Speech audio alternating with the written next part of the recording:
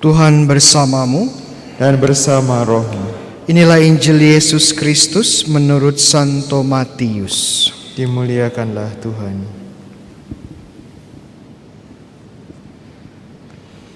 Pada suatu hari Yesus naik ke atas bukit, sebab melihat orang banyak. Setelah ia duduk, datanglah murid-murid kepadanya. Lalu Yesus mulai berbicara dan menyampaikan ajaran ini kepada mereka. Berbahagialah orang yang miskin di hadapan Allah, karena merekalah yang empunya kerajaan surga.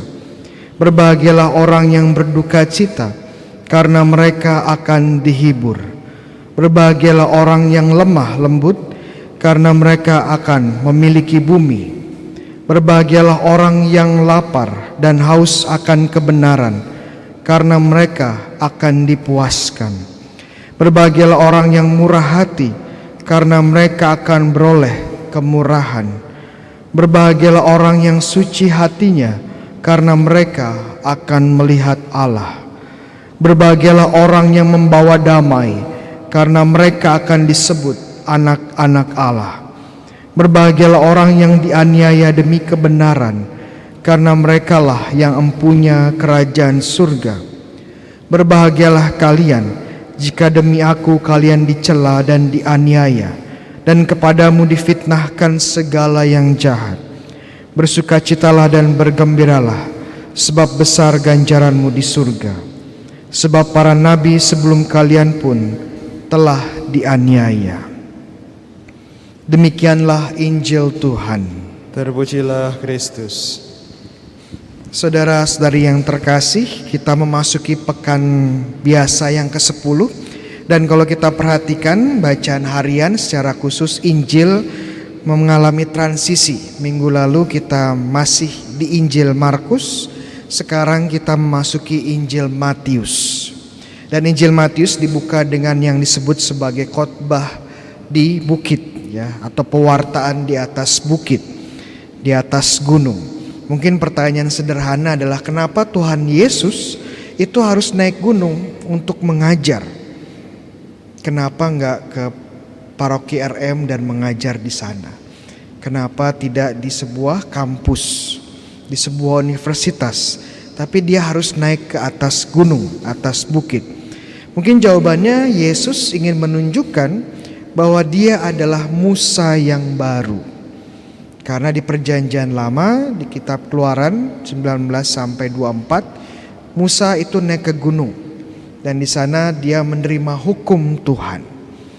Jadi Yesus ingin menunjukkan bahwa dia adalah Musa yang baru.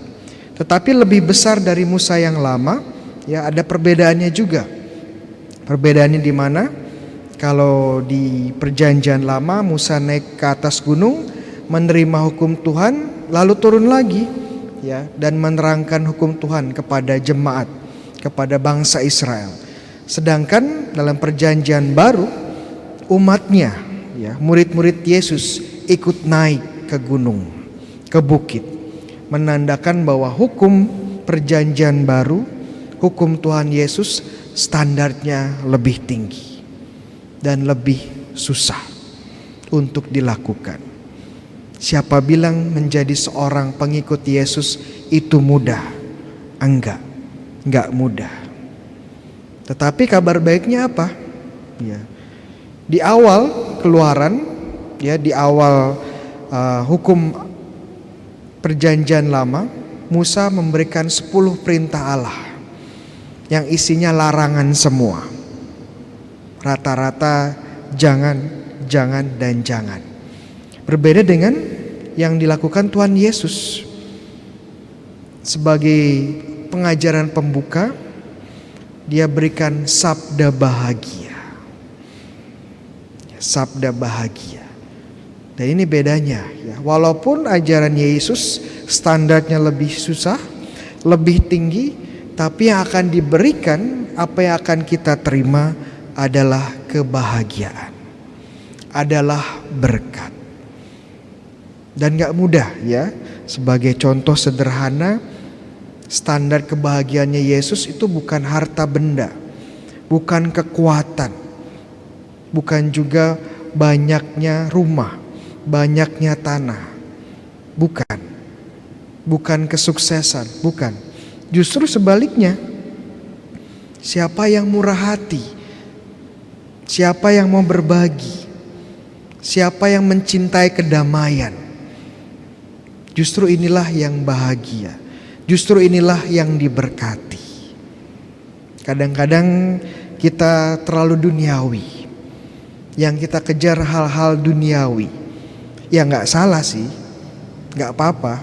Tapi kadang-kadang terlalu fokus dengan hal duniawi, ya, lupa dengan hal-hal yang seharusnya memberikan kita kebahagiaan sejati. Di rumah, apakah kita seorang pencinta damai? Atau kita lebih senang marah-marah? Istri dimarahi, anak dimarahi, pembantu ditempeleng, ya. Atau kita seorang yang cinta damai? Apakah kita seorang yang murah hati? Atau kita hanya memberikan diri kita untuk cari uang?